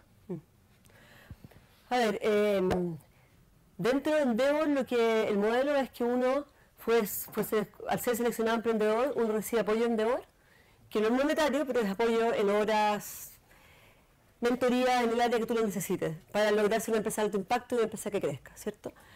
Y el modelo es que tú recibes eso y luego está el give back. Y el give back es que uno da de vuelta. Y el dar de vuelta, ¿cuál es el objetivo de este dar de vuelta? Es lograr ser un modelo inspirador en el ecosistema. Y en mi caso personal, que me pasó que se comentaba, pero quizás la huella mía o lo que a mí me gusta como un poco dejar, es que sí se puede ser empresario, se puede ser emprendedor, teniendo una empresa que sí genere un trabajo de calidad y que sí tenga un impacto social. A mí eso es como lo mío personal. Pero a nivel de Endeavor lo que hacemos es que la idea es que seamos como modelos de rol. Que nosotros, cada uno de los emprendedores de Endeavor, somos personas a las que ojalá el día de mañana las personas nos quieran imitar. Sea porque somos súper creativos, súper lúdicos, innovadores, porque logramos hacer cambios importantes, porque nos atrevimos a hacer cosas.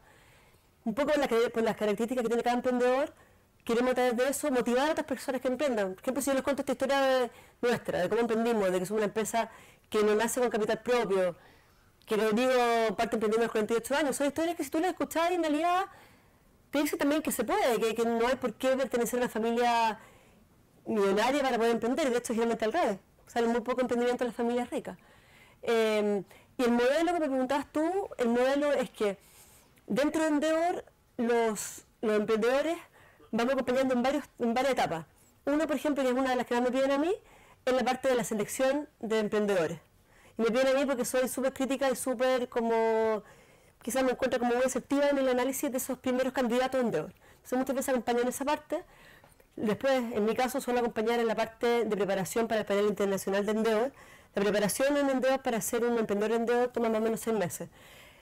Está los primeros meses que te entrevistan varias personas, luego pasa a un panel local, que te tocan entrevistas con los directores de Endeavor, y dentro de los directores de Endeavor está José del Río, Salvador Said, Álvaro Sayén, Enrique Cueto, Jean-Paul Luxit, Jorge, el de Errázuri, sí. Ese nivel de los directores, así que como comprenderán son personajes bastante respetables, o por último personajes que han hecho ciertas cosas, independientemente si no les gusta o no, es gente que en este país representa mucho, son empresarios grandes. Y cuando la persona pasa esa etapa, luego viene una preparación de varios meses y que dentro de eso, para el panel internacional, que te tocan personajes, algunos de estos personajes también te puede tocar, o personajes de este tipo, pero a nivel mundial, digamos, de los países en los cuales están de oro. Y en esa parte muchas veces yo también participo en la preparación para el panel internacional. Porque por lo mismo, como soy bastante dura y del callo, los ayudo con cosas para que les pueda ir bien en el panel internacional. Y luego en las mentorías tiene que ver con mentorear a gente a emprendedores de emprendedor, gente que entró hace poco en Endeavor y que tú con tu expertise o con tu experiencia, qué sé yo, con tu herramienta, los puedas ayudar. Y también a mí como lo que más me gusta, porque es solamente Endeavor, pero a mí me gusta mucho que a través de Endeavor también, o indirectamente a través de Endeavor, logramos hacer un montón de otras cosas. Yo estoy también en Mujeres Empresarias, estoy ahora, como comentó Pedro, de presidenta del Consejo Consultivo de OpenBotChef.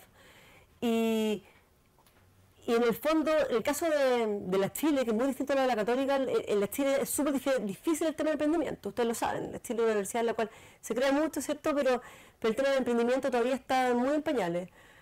Y además con un tema ideológico complicado, porque muchas veces, muchas personas creen todavía en la universidad, incluso profesores, que emprender es una cosa, que los empresarios son todos unos canallas, en el fondo, que se llenan de plata los bolsillos, que están empezando a coludirse, y que no hay gente, que no son modelos a respetar ni a seguir. Y a mí, por ejemplo, mi rol ahí, que yo siento que es un mercado ese, es mostrarle que sí hay gente que puede emprender, que sí hay empresarios, que podemos ser modelos, que podemos generar un cambio en nuestra comunidad y que podemos lograr que el país crezca a través de estos emprendimientos. Eso es un poco lo que veía yo un poco dentro del ecosistema. ¿De qué tratan esos paneles? ¿Ah? Esos paneles internacionales, porque tú pasaste por esos paneles. Sí, pasé por el panel. ¿De qué tratan esos paneles? Mira, tú te sientas en una silla, una mesa como esta, tú estás sentado, yo estaba sentado ahí, Rodrigo estaba sentado acá, y acá adelante habían dos personajes que cambiaban cada 3 veces. O sea, eran tres paneles distintos con 2 personas. Y las personas que están adelante tuyo, si hicieron la pega, leyeron tu perfil. El perfil que tuyo es un perfil completo, estratégico, modelo de negocio, financiero, todo. Si tuviste suerte, leyeron tu perfil. Ponete las preguntas para hacer preguntas, digamos, que tengan que ver con el negocio y que vas a poder responder. Te hacen preguntas de lo que sea. Te pueden preguntar, no sé, desde por qué lo hicieron de esta forma, qué es tu competencia, todo tipo de preguntas. Ese es el panel internacional. Y te toca gente con diferente expertise. Te puede tocar gente al frente, te puede tocar un tipo que haya trabajado en Monsanto, como te puede tocar un tipo, te podría tocar Michael Dell adelante, por ejemplo. Cualquiera de estos personajes. Y además que es complejo porque hay un poco, siempre hay sesgo. Entonces generalmente hay gente que cree que esta cuestión no tiene ningún impacto, digamos, varía bastante la verdad. Y en ese sentido hay, como toda la vida, hay algo de suerte también. O sea, a veces pienso, hay paneles en los que no me harían seleccionar emprendedores o no harían destrozar el tiro. Y hay otros que sí. En el caso nuestro, una de las cosas más potentes para la selección tuvo que ver con la innovación en Arica, que en el fondo, ¿por qué hay innovación? Porque es producir algo que no se había producido nunca en el Valle y es lograr que ese Valle se transforme en un tremendo polo de producción hoy día. Y eso fue gracias a que nosotros partimos ahí. Eso por un lado. Y por otro lado también algo que para mí es muy importante y que lo echo menos todo el rato, que tiene que ver con el impacto social de la empresa. Que en el fondo, yo leo todos los emprendimientos, pero igual hay harto impacto cuando yo tengo una empresa que directamente emplea a 500 personas.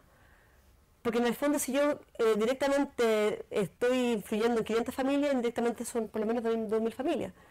Y eso yo te diría que son 2 de las razones principales por las cuales...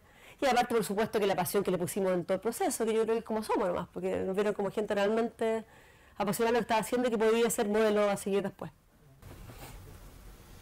¿Por qué es tan estricto Endeavor en ese sentido? Porque además yo he visto que te exigen estar facturando sobre $1 millón, ser un emprendimiento dinámico. Entonces, yo, me imaginaba que el modelo de Endeavor es más a lo mejor agarrar a estos emprendedores que tuvieron un súper buen proyecto, que lo sacaron adelante, que están facturando bien, y mentorearlo, apoyarlo, meterlo a esta red. ¿Por qué además le meten tantas trabas para poder ser? Yo diría que más que trabas es porque, a ver, en el ecosistema de emprendimiento hay incubadoras, hay aceleradoras, hay un montón de organizaciones que están haciendo muchas cosas por el emprendimiento. Y Endeavor, por el tipo de red que es, por cómo nace la red, cree que tiene los mejores contactos y las mejores herramientas para poder apoyar a los emprendedores en esa etapa. ¿Por qué? Porque en el fondo, hasta $1 millón hay un montón de gente que lo está haciendo.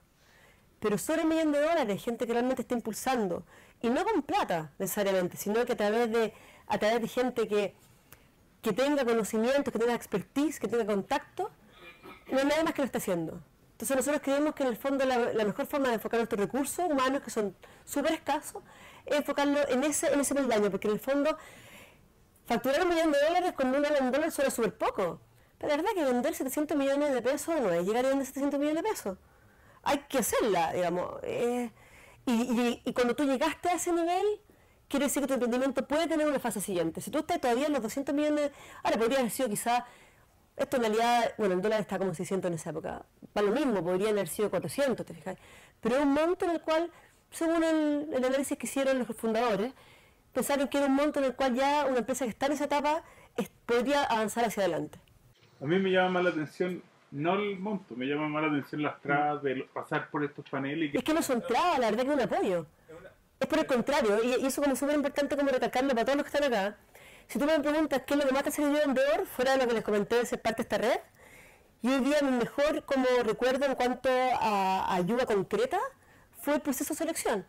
A mí me tocó, tuve la suerte que dentro del financiero me tocó un cabro que se llama Francisco Larraín, que es alguien lo ubica, pero un cabro, ¿ah? Sí.